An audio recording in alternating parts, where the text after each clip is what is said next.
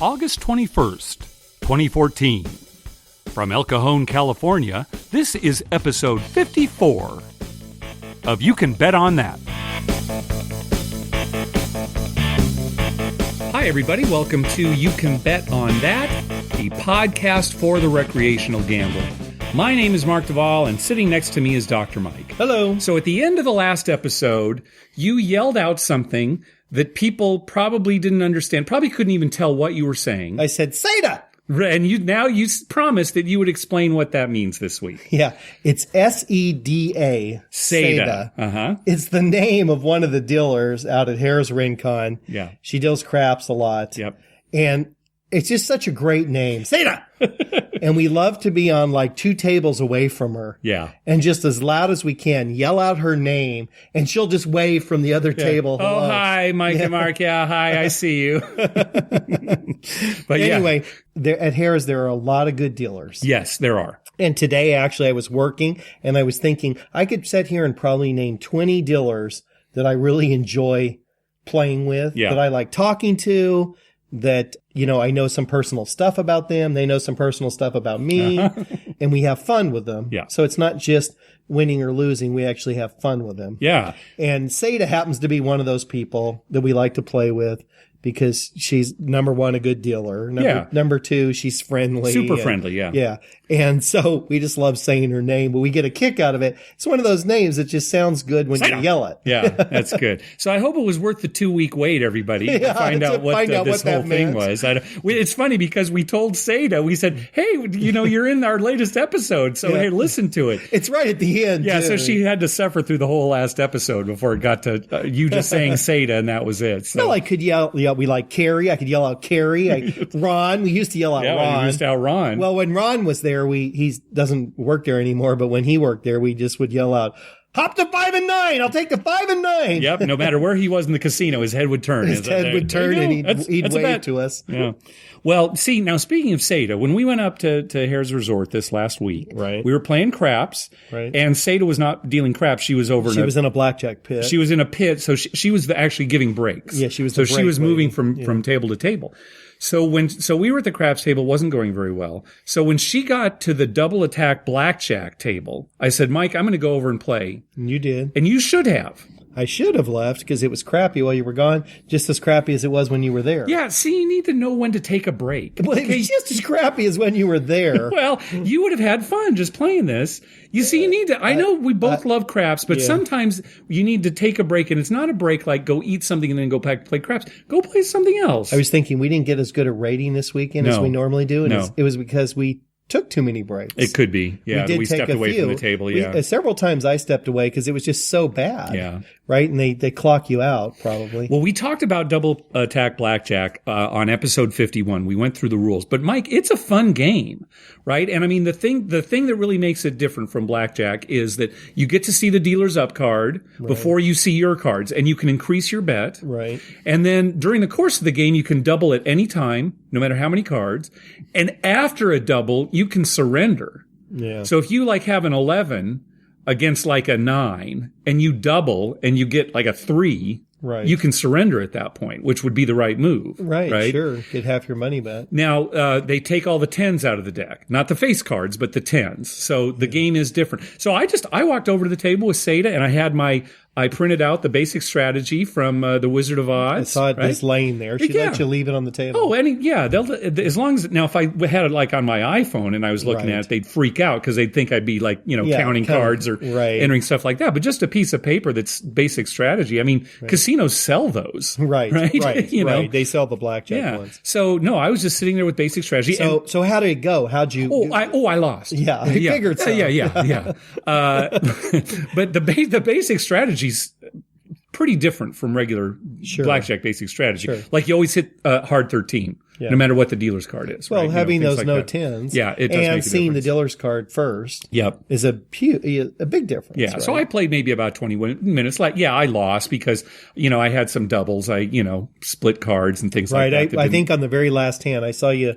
I stopped by right at the end, and you doubled and got like a 2. You had 11 or something. You got like a 2 and had 13. Yeah. And you had to stay because it was, I can't remember what she had. either, but yeah. She made 19 or something. It was a $5 table. And so I had $20 out there because the initial increase and then the double. Increased to 10 and then 20. But I mean, that's the way it goes. So all I'm saying is, maybe sometimes you just need to step away from the craps table.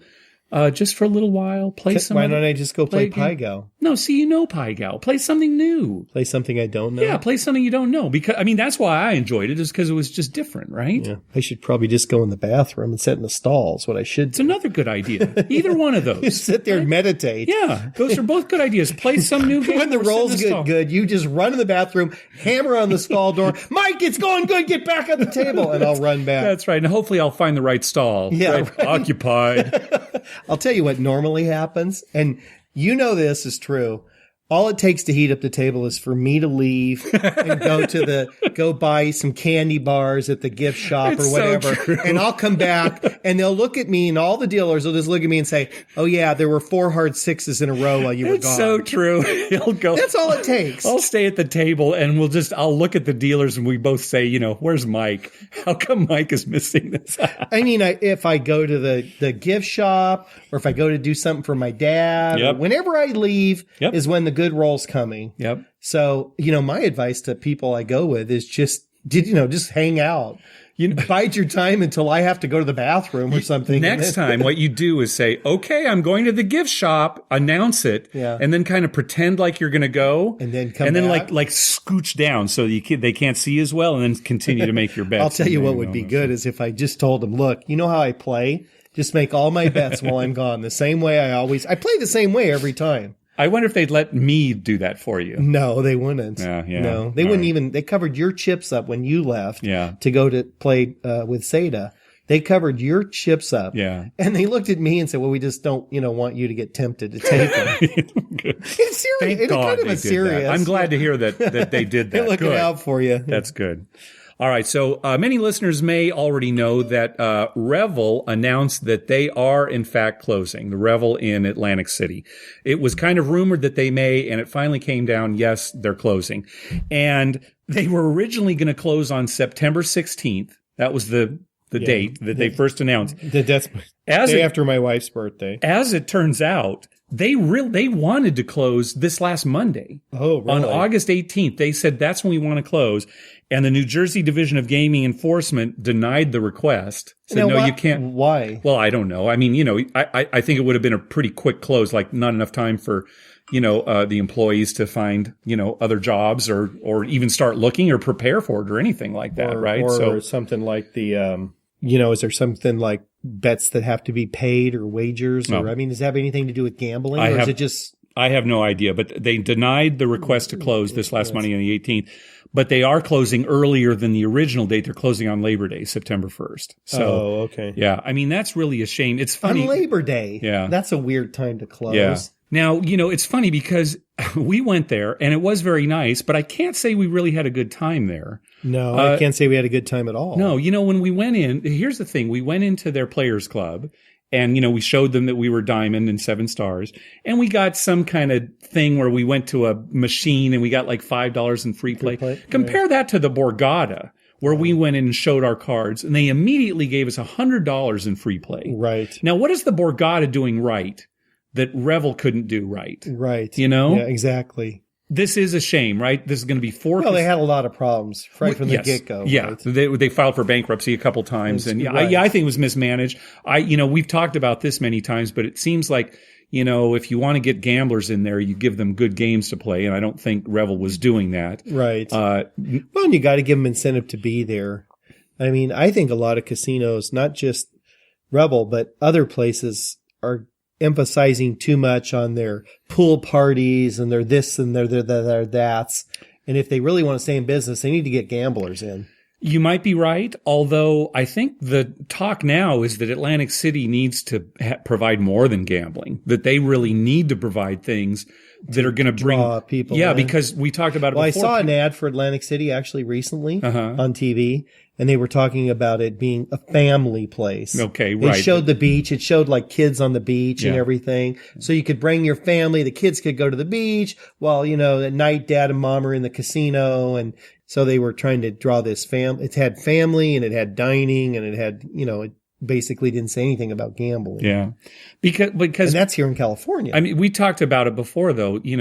People aren't going to Atlantic City because there are closer places to gamble. Right. So Atlantic City has to offer, I think, something more than just gambling. Either that or really offer good gambling and say, hey, you might have a casino close to you, but do they offer this? Do they offer this? Right. That kind of thing. Well, they can do both. Yeah. Right. That's probably what they should do is do both. But not boding very well for Atlantic City, unfortunately, because we had a great time there. Yeah, I mean, we've talked about how we'd love to go back. It's just too far away. And I would probably go back, if I had say something else to do. Like for instance, my brother goes quite frequently because he's in New York a lot. Yeah, right. For work. So he, takes the bus. He's taken the bus many times from New York down to Atlantic City just to go gamble for a day before he has to fly back. Well, if we could take a nonstop flight from here to the airport in Atlantic City, which isn't big enough to handle, all these jets coming in, then maybe we'd think about it too. But we have to fly into Philadelphia, and then it's an hour drive, right? Right, exactly. So, with Vegas. Well, and I don't want to get beat up at Harrah's. That's the other. That's my other. You don't want to get physically beat up at Harrah's. Physically beat that's up. True. Yeah, they can beat my wallet up, but I don't want to, leave with broken legs. That's true. And 2020 did an article. I don't know if you saw it this last week. I watched it. The customers getting beaten up at Harrah's. I watched it. That is not a good thing. And it was. I don't know. If people out there saw it, a lot of people, but I mean, it made Harrah's look pretty bad. Oh, terrible. I mean. Because from what I could see on the video, and that was their own footage from their own cameras, it didn't look like the people were doing all that much. No. I mean, they might have said, they might have used bad language. They were probably confrontational, sure, but they certainly didn't do anything physical to get thrown on the ground and beaten. No, it was awful. Well, Atlantic City. We'll see if we ever go back. I don't know, but I'd like to go. I'd like to go, but they're in some trouble, no doubt about it. Well, we've got a voicemail on our voicemail hotline. Don't forget, give us a call. You can leave a message for us at 951-292-4377. That's 951-2-WAGERS. 951-2-WAGERS. And this episode, we actually have a call from my sister Sue. Oh boy! So let's listen. Hello, this is Sue calling. I had a friend who bought me a ticket at the horse races that won, and I was wondering two things. One, am I able to cash in that ticket in the off-season at Del Mar? And two, do I have to pay to park to go into the ticket booth to redeem that? Or do you know of any other way to get there quickly where I don't have to stay and I can just cash out? Bye-bye! Well, I can answer that question for you, Sue. As far as I know, now I haven't been out to Del Mar this year, but in years past, they do have an off-track wagering facility. Yeah. It's right next to the track. And a lot of guys go out there in the morning. I think it opens like at 8 a.m. or something. And from like 8 to noon or something. And they can make all their wagers for the day and leave. And they can cash in tickets from the day before and stuff and be paid. Right. And there's no charge for parking. Yeah, good. You just go in and, it's just it's a building actually off to the side of the track. Yeah. And again, we're answering specifically for Del Mar, but this in general, if you're talking some bigger racetracks, they probably have something similar where you can go in early before the race day starts. Early bird wagering. Early bird wagering is what they call it. Yep. Yeah. Uh-huh. Now that's during the race season. Right. So if she wanted to cash in a ticket later. Now, typically, tickets are good for a year. There might be some places where they're good for, say, 90 days. Right. I know in particular Del Mar, they're good for a year. And I think most racetracks, that's the case. They're good up to a year to right. cash And in. That early bird wagering place, that's open year round. It is open year round. Now, whether or not you can go early and not have to pay for parking and just go in and make all your wagers, I don't know. Right. But I do know that if you sign up for their players club, then parking is free. Okay. Now, it might not be worth it to just go cash in one ticket because you might have to pay for parking, go inside and sign up for the Players Club, and then your future parking is right. free. But it might not be worth it for just one. Yeah, and I know that during the year it's open for, you can go in there and bet on, some track in New York or whatever. I mean, all the races around the country. But I don't know if they charge for parking on those days or not. Yeah, I'm not sure. But, I mean, the best thing to do, honestly, is to just mail the ticket in. Right. Because all racetracks will accept a ticket in the mail. And if you just go to their website, they'll list, where you're supposed to mail it to. And in fact, on the back of the ticket, it might even have the address where you can send it to. Sometimes they do. I know in like football wagering in a casino, you can bet Sunday morning and get on your plane and come home and then mail your ticket back. And they're good about paying. Oh, yeah. Now, they do recommend that you send it certified mail. Right. If it's only for $10, I'd say why bother? Right. Really, the chances of it getting lost or something screwy happening I send certified slim. mail every single week. Yeah. For a lot of claim forms and stuff. It's sometimes pricey. What I would consider pricey. I mean, some of the claims I send in, there's multiple claims, but sometimes they can be $5 or $6. So if you had a $10 wager, that's what I'm saying. Yeah, I wouldn't do it. I think the cheapest certified for like a single page is still $2 something. Yeah, like so $2.20, $2.70. I would say just send it in the mail, and if it's for like $10 or $20, then that's good enough. If it's for $500, $1,000, well, then go ahead and pay for the certified. But I even when I was sending one certified once, I went into the post office, and the guy at the counter even said, you really don't need to send this certified unless it's really for a lot. It's going to get there, and they're real good about paying. I think that this is the last weekend of Del Mar coming up, right? That sounds right. And they end like next Tuesday is the last day of racing or something. Yeah. Or next Wednesday. I think it's next Wednesday is the last day of racing. Okay. And so, the other thing would be if you know somebody who's going, like for instance, Paul's actually going. He went today. Yeah. But I think he's going next Wednesday too. She could always give the ticket to somebody like that. Sure. They could give her the money ahead of time and they could cash the ticket. Another thing too, I used to do this all the time. If you go late enough, like for the very last race, you usually park for free and you get in for free. Right. Now, remember when they used to do that at the Padre games? Yeah. After the 7th inning started, you could go in, park for free, and get in the game free. Yeah. And just walk down and sit anywhere you want. They don't do that anymore. But when we were younger, that was the greatest thing. Remember, we'd head over there on a Friday night. Yeah. We'd be listening on the radio. Oh, it's close. Let's go down. Maybe it's extra innings. And I remember sometimes going into the 7th and then you go into extra innings, you watch a whole game for free. Yeah. Well, of course, then games were only like $5. That's right. It wasn't that big a deal. It's not like today. But at that time, $5 was a lot of money. Yeah. So, Sue, hope that answers your question. And again, that's very generally that would apply to, I think, most racetracks too around the country. I'm sure you can get in like after the 7th race for free. Yeah, something like that. Yeah. Hey, thanks to everyone who's been clicking through our Amazon link. Remember, whenever you're going to buy something through Amazon, go to our page first, youcanbetonthat.com, and click through our Amazon link at the top of the page. That way, when you make a purchase, we get a little kickback that helps cover the costs of hosting the show, and it doesn't cost you a thing. You'll pay the same price just like normal. Well, we got an email a while back from listener John who talked about how at Morongo Casino they had a multi-game jackpot.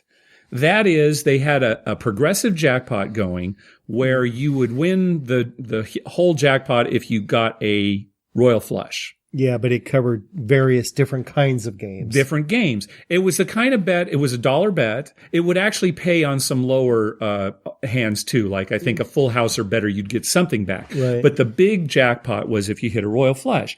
And the games that it covered were Let It Ride, 4-card poker, 3-card poker, Mississippi Stud, and Ultimate Texas Hold'em. And we wondered at the time, well, wait, not all those games have the same number of cards. Right, that was our thing. How do they work that out? Yeah, so, like in Ultimate Texas Hold'em, there are 7 cards. For the player ends up with 7 cards. Some of them are community, but to make the hand, it's 7 cards. Whereas like Mississippi Stud, it's only 5 cards. Right. Well, we got an email from listener Dave. Let me read what he says. He says, we have this jackpot in a Canadian casino, Caesars Windsor, and the jackpot only hits if you make a royal flush on your first 5 cards. So in Ultimate Texas Hold'em, it's your 2 hole cards as well as the flop, those 5 cards. If you make a royal flush using the turn or river cards, you don't win this multi-table jackpot. Well, what about in 3-card poker? I would think that it would be 6 cards. Yeah, but I guess it would be like, I think it's going to be the same concept. Like it's the first 2 that the dealer turns over. Just for the jackpot. It would have to be. But this makes sense when you think about it. It's like all the games would have to only be 5 cards. Oh, so you'd be pissing your pants though if you sat there with you had Jack 10, 9 of clubs, right? Yeah. You've already got a good hand, right? Yeah. And the dealer flips over their 3 card, and usually they just flip all 3 of them at the same time. Yeah, well. But, if for this thing they flipped one at a time and it's like a queen of clubs, then it's the 2 of hearts, and then it's the king of clubs, and you didn't get it because the order All right, now let me stop you right there, because I think in your example you said 9, 10, Jack, and then you said king, queen. That's not a royal flush. You didn't say an ace anywhere. Well, anyway. I just don't want to have listeners email in or call and say, yeah, Dr. Mike really blew it. But no, I see what you're saying. Jack, queen, and then But, well, I mean, it'd be the same thing at Ultimate Texas Hold'em. If you made the royal flush using the turn and river cards, it's like, well, Yeah. They'd have to limit to 5 I'd like cards. to clarify that about the 3-card poker, because whenever I see it dealt, right, they flip all 3 of theirs. They just, boom, flip them over. Well, I understand, but we've never played in a casino where they have this multi-team. So they probably deal it a little different. They probably turn over the first 2. Or I bet what they do is they take those 2 and put them in like a special spot on the table. They have a little square. Like these are the ones for the jackpot, because obviously everybody's hands aren't dealt up yet. Right. They probably flip them over, and the first 2, like from the left, go into like a slot, and it's like, okay. Yeah, maybe. I mean, they must have something like that, because otherwise that wouldn't make sense, right? Yeah, but this makes sense, right? I mean, if we thought about it for a second, we probably could have come up. It's not like this is rocket science, but it does make sense. And thanks, Dave, for letting us know it still would how they suck do it. if you made the royal flush, Well, but it course. just didn't turn out on the Of course it would suck. cards. But, I mean, that's the whole idea, is that you're making a royal flush on. That's why it's so hard. That's why it's such a good payoff. That's why I wouldn't play it. I'd be so mad if it hit the wrong way. All right. But you wouldn't be mad if you didn't make the bet, and you would have won if you had made the bet. That wouldn't anger you. It would only be if you made the bet and it's just a royal flush, but not the 5 cards that count towards it. It's like my dad when he missed that $1 million payout at Caesars. Oh, yeah. On 3-card poker. Yeah. Some of the Caesars properties on 3-card poker, if you make what they call a super royal flush, that's 9 through ace suited. Right. Right. The regular royal flush plus the 9 of the same 9 suit of diamonds. Has to be diamonds. Right. So your 3 cards and the dealer's 3 cards, you win $1 million on this dollar side bet. Yeah. My dad had 6 of them. Right. His 3, and the dealer had 2, and the other one was a diamond, but it wasn't. It was lower. It was okay. So it was a 6-card flush that with 5 of the 6 cards. 5 of the 6 cards were for the big payout. Yeah, and he missed that. Yeah, he was pretty disappointed about that. I'll bet. That's about as close as you can get. Yeah. We got another email from listener Steve. He said, I was wondering, considering you guys are craps guys, it might be helpful to your listeners interested in craps to discuss the difference between put, place, and buy bets. So this is a good question. Let's talk about it. Put, place, and buy bets. Now, they are all bets that you can make that a specific number will come up before a 7. A specific number will be rolled before a 7. And you can bet it on any of the numbers that can be a point in craps. So that's 4, 5, 6, 8, 9, 10. Right. So those 6 numbers, you can make a bet that you decide, I want to bet on the 8. You bet on the 5. That'd be the most common number. Sure. Everybody out there knows that 5 comes up more than any other number on the table. Yeah. Send your email directly to Dr. Mike. So this, all 3 of these bets are bets where you decide what number you're going to bet on, as opposed to like betting the pass line where the dice determine what your point is, or the come bet where, it moves up to the number that is rolled. Right. So let's talk about place bets first. They're easily the most common. And you basically hand the bet to the dealer. It's just placing it just like it sounds, right on that number. Yeah, and they place it right on the number for you. And depending on the number, you get paid at certain odds that are not the true odds. They're odds that the casino pay that let them still have an edge. They're taking a vig on you. Basically, right. So if you bet a place bet on the 6 or 8, it pays 7 to 6. So you bet $6, you win 7. Right. So you want to bet a multiple of 6 whenever you place the 6 and 8. Right. If you bet on the 5 or 9, a place bet, those bets pay 7 to 5. So you bet 5, you get 7. Yep. Again, you want to bet a multiple of 5 on the 5 and 9. And place bet on the 4 and 10 pays 9 to 5. Right. So you bet 5, you win 9. And again, when we talk about what you're getting paid, let's say you had a $5 place bet on the 5, and a 5 comes up, they give you $7 and your $5 place bet stays out there. You can take it down if you want at any time. But typically they leave it out there. So you get the $7 and the 5 stays out there. Right. Okay. Let's talk about It's not a contract bet is basically what they'll tell you. Right. It's not a contract bet, meaning that you have complete control over it. At any time, you can take it down, add to it, leave it up there. It's up to you at any time. Right. As opposed to your pass lane, this is an important thing to make because a lot of people think their pass lane bet is a contract bet.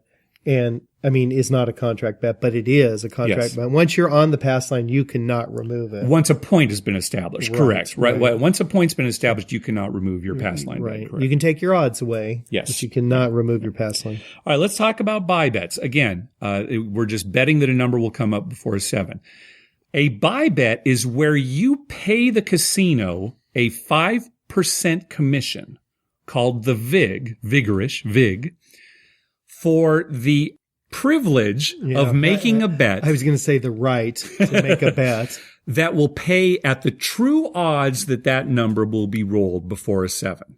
I think the easiest way to explain that is with the 4 and 10. Right. And as it turns out, the 4 and 10 are the only two numbers where a buy bet is better than a place bet. With a caveat we'll talk about in a minute. But typically you only make a buy bet on the 4 or 10 and you place all the rest of the numbers. So, for example, if you want to make a buy bet on the 4, you give the casino $20, say, to bet on the 4, and you also give them an extra $1, which is 5% of the $20 in VIG. Mm-hmm. They will put the $20 bet on the 4. They'll put a little lammer on it that says buy so that they know it's a buy bet and not a place bet. And they'll just put the $1 in their rack.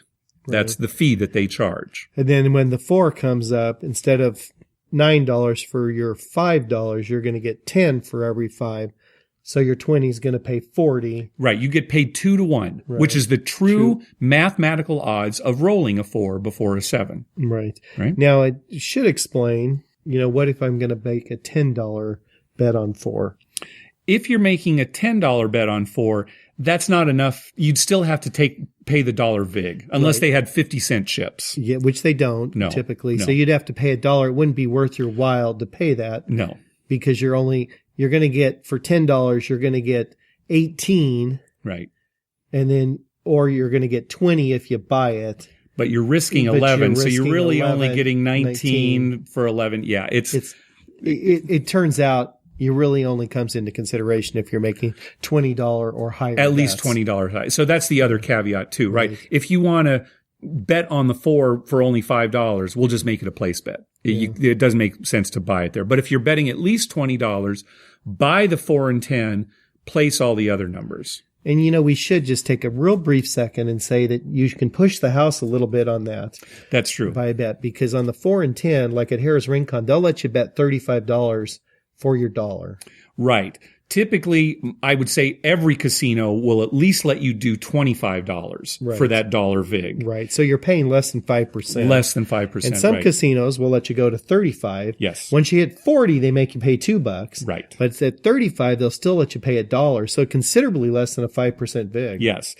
And there are some casinos, in fact, most Las Vegas casinos, they will not collect that VIG unless the bet wins. And that's a significant difference. Huge difference. So you can say buy the 4 for $25. You don't have to give them the $1 right there. You only have to give it to them if your bet wins. Right. It pays $50 and then you give them the $1. And that's the sweetest bet on the whole table, really, if you think about it. I love it. It really is because, if you win, you get paid more than you were expected to get. Yep. And if you lose, you still lose the same amount. Yeah. So now, if you don't have to pay the VIG until a bet wins, it would actually make sense to also buy the 5 and 9. Right. However, we have found that casinos won't book that.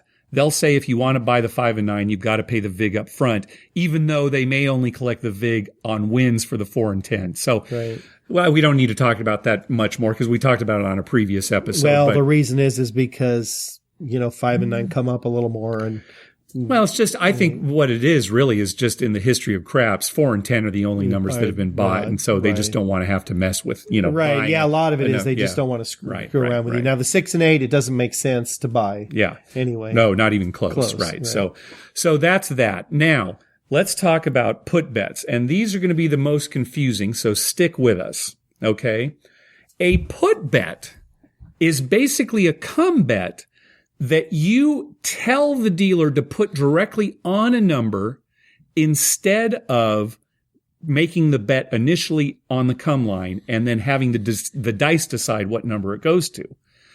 So you might be thinking, well, what? A come bet? Why would I give him like $5? Here's a come bet on the 6. Here's what would happen. You're not paying attention. You forget to make your come bet. Okay, 6 is rolled. Yeah. The point was 5. Okay. And then the next roll was a 6. You forgot to make your come bet. You're a come better. Yeah. And you decide, you know what? I really do like to have that 6. Yeah. So you put it. And what you do, if you were making a $5 come bet, is you just give them the $5 that you would have had in the come. Yeah. You say, put this on the 6. Yep. And then you can give them your odds. Yep. Which would say be $25. Yep. And they put it just like a come bet. They lay it on the layout just like you made a come bet. Yeah. And it's basically you just put it up there on that number. But here's the thing. You still wouldn't want to do that because in most cases, making a place bet is going to pay better. Right. Not in Mike's example, but usually making a place bet is going to be better than putting a come bet directly on the number and taking odds. Right. However, if the casino is offering at least 5 times odds. Right. At least 5 times odds, or 5 times odds or more, you will actually get a better payout making a put bet than making a place bet. Sure. If you have enough money to do so. Right, and because you're talking about taking full odds. Yeah. So let me give you an example. So stick with me here. Let's say we're at a table where they have 10 times odds. Okay. And I'm there and I say, you know what? I'm going to place the 5. I'm going to place the 5 for $55. A strange amount, I know, but it's good for this example. So if I place the 5 for $55 and it hits, I'm going to win $77. $77. Yeah. Okay? That's that. Now let's say instead we made a put bet. That is, we gave them $5 flat bet for the come and took $50 odds on that 5. You're going to win $80. We're still risking 55, right? We've got 5 for a flat bet and 50 for the odds. Yeah. But you're right. It's going to pay 75 for that $50 odds. 3-2. And 5 for the flat bet for a total of 80. Money. So yeah, you're going to win 80 instead of 77. Right. But, and that's the important thing. It only comes into effect when you're going to have 5 times or greater odds. 5 times or greater odds, yeah. So if you're playing at a table like most of the Caesars properties that have 3, 4, 5 times odds, 3 on the 4 and 10, 4 on the 5 and 9, doesn't make sense. No. To put bets. No. But if you're, downtown and you're at a casino that has 10 times odds, yep. You definitely would want to put every time. Yeah. Now keep this in mind though. When you make a put bet, that does become a contract bet. You cannot pull the put bet down. You can take the odds off of it. Yeah, the base bet is. But that flat bet stays up there. Right. Okay. And here's something else to keep in mind, right? On the come out roll, place bets, buy bets, they're automatically off. Right. Okay. The odds on your put bets are automatically off. But those flat bets, they work. They work. So a 7 on the come out can hurt you. Yeah. Especially if you've got $25 flat bets. Right. So that's something to keep in mind. Maybe if you're aware of that, you say, well, always have my odds working on my put bets on the come out roll. Yeah, 7 is still devastating, but if one of the numbers comes up, at least you get paid, right? Or have them off like they always are and just have a 3-way 7. That's another way to cover yourself, sure. But keep that in mind. Now, put bets are not allowed in Atlantic City. You can't even make them there, so it's not even worth asking. Crazy, don't even explain that. And we've talked about how put bets are come bets, but a put bet also refers to putting money on the pass line once a point has been established. That's also called a put bet. And again, Atlantic City, they won't let you do it. They don't let you do that there because it's a rule of the Nevada or the New Jersey State Gaming Commission. Yep. Who thought of that? I think they actually were trying to protect the customer, thinking, well, we're not even going to let a player put money directly on the pass line because that's bad for them. Instead, they should be placing the number. I'm thinking that's what they thought of was because how many times have you seen it where somebody who doesn't know the game, instead of placing the point, they're in the middle of a hand, they just put like $10 on the pass line, yeah. right? And that's never a good bet. Instead, you should place it. I think it was to they protect weren't thinking the about odds or anything. They were just thinking that protecting the customer on the pass line bet. Yeah, I think not that's on putting it on a number, which would they still won't allow. Right? Made. No, I think it was more to protect the customer. Customers who don't know what they're doing and just put money. They thought the casino wouldn't tell them, oh, you should place that instead of just putting it on the line. They probably, we've been in plenty of casinos where the dealer hasn't said anything. Yeah, usually true. They do, but often a lot they don't. of them will say, oh, this is a better bet. Yeah. Okay, so I hope that didn't get too confusing because the put bets, again, if your casino doesn't offer 5 times or higher odds, don't even consider a put bet. Only buy the 4 and 10 if you're betting at least $20 on each of them, and then place everything else. And if you forget the payouts, always ask the dealer, hey, how much do I need to bet on the 6? How much do I need to bet on the 9? What's it going to pay if it hits? That kind of thing. You don't see too many put bets. No. Even at 10 times odds places. No. I don't see people putting them. No, not very often. No, because I think it's just confusing to people. Yeah, sure. It's hard to explain. It's hard to understand. Sure. Right. So, yeah. Anyway, thanks for that email, Steve. So this October is the Vegas Internet Mafia Family Picnic. It is Friday, October 17th. You should probably explain what that means to people who don't know what an Internet Family Mafia Picnic is. It's going to be from... Like my children. Yeah, it's going to be from Friday, October 17th through Sunday, October 19th. It is an annual event put on by 2 other podcasts, the Vegas Gang podcast and the 500 by Midnight podcast. They get together in Vegas every year. They do live versions of their podcasts on that Saturday, and it's kind of a big party, and it's kind of grown. And so, this year we are going to attend. And they just released their schedule.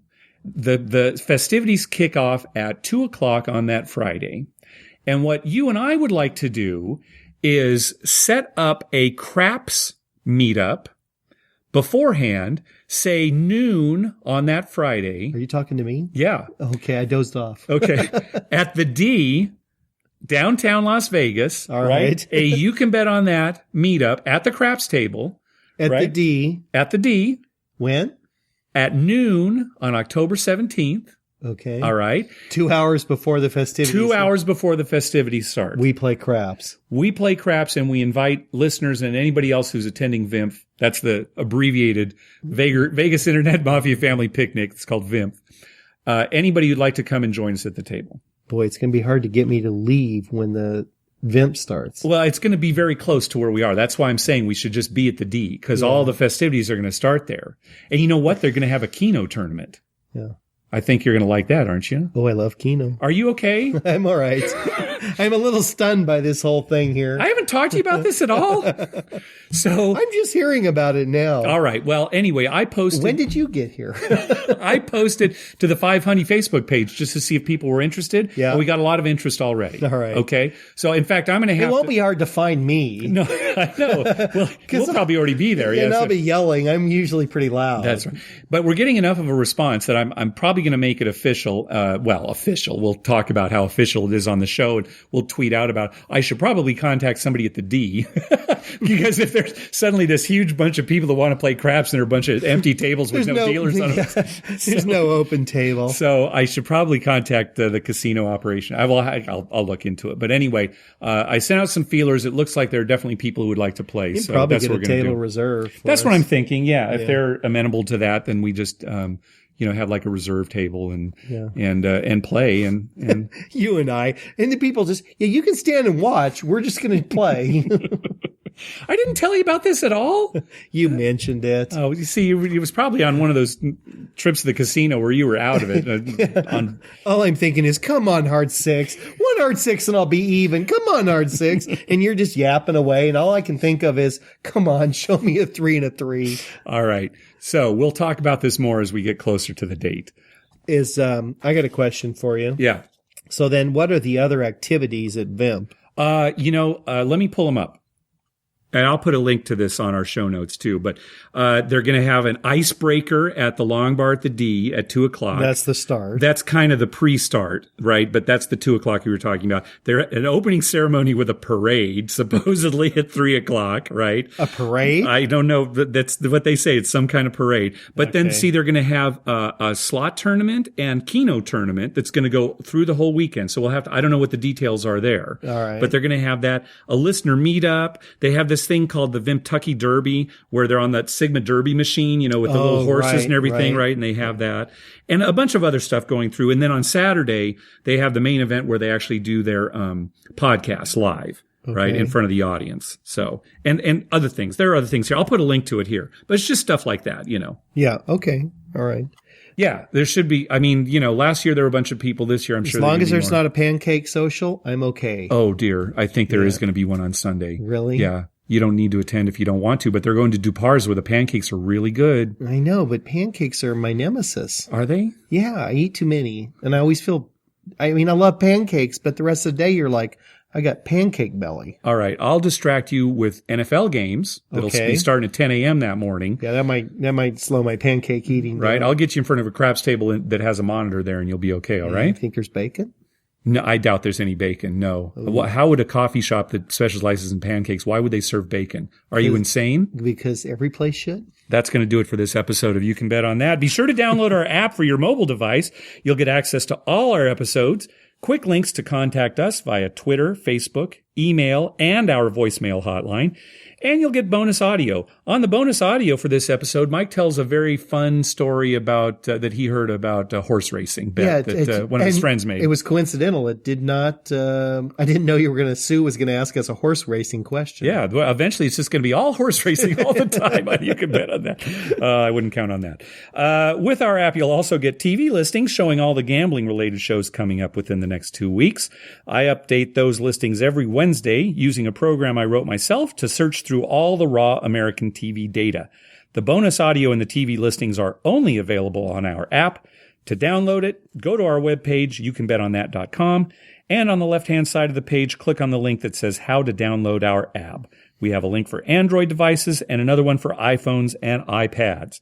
We'd love to hear from you. Call our voicemail hotline at 951-292-4377. That's 951-2-WAGERS. Or you can email us at youcanbetonThat@gmail.com. Also, follow us on Twitter at YouCanBetOnThat. We always tweet when we're in a casino or on our way to a casino, and we'd love to meet up with you. Like us on Facebook at facebook.com/YouCanBetOnThat. And finally, head over to iTunes and write a review on us. When you do, it helps us get new listeners. What do you got for us, Mike? Well, I don't know. This week, I am excited about going in October. Yes. So I'm hoping to see some people that we've seen before. Yeah, Taylor, who we met up with last time, he's going to be there, so he'll see us. I'm sure we'll see him, and meeting some new people. Yep. And hopefully they'll be into playing some craps. They definitely will be. People are getting excited. It's hard for me to get away from that. Uh-huh. So if you want to talk, you're not going to step over and go that what is that riverboat roulette? Remember they've got downtown? You promised you were going to play that. Yeah, I did promise that. I will play that. Okay. I don't know how long I'll sit there, but I'll put $100 down on riverboat roulette. All right, good. I guess that's going to do it. I don't have much else to say. All right, I'm stunned that we're going, but we've talked about. All right, I'm going to have to talk to Dr. Mike off microphone here. Good night, everybody. Good night.